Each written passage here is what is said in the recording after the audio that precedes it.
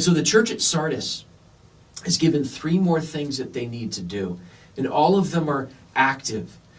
You need to do this on purpose. You need to put effort into doing these things. So he says, wake up. And then he says this, strengthen what remains. It isn't over yet. The church hasn't died yet. But it needs your attention. This relationship needs your attention. I need you to strengthen what remains that is right and true and good about your relationship with me. The things that we know in the church are still right about the gospel of Jesus Christ. Take those things and build them up. Celebrate them. Encourage them. Work on them. Make them a bigger part of who you are and what you do. Strengthen what remains.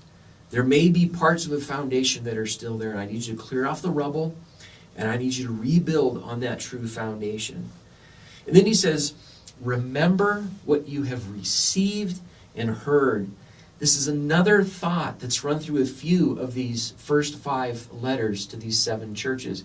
I need you to remember, recall, and then act on what you've known about me. You know the gospel. You know how it changed your lives and the lives of so many others.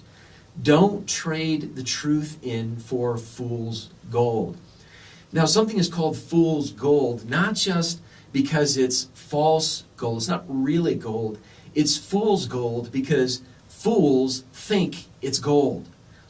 And so the Spirit says, I need you to remember what you know is true.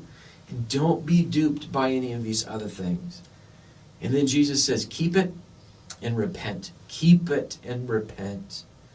This is another one of these thoughts that runs through these letters, has run through this entire series from the beginning of the book of Jude to this point.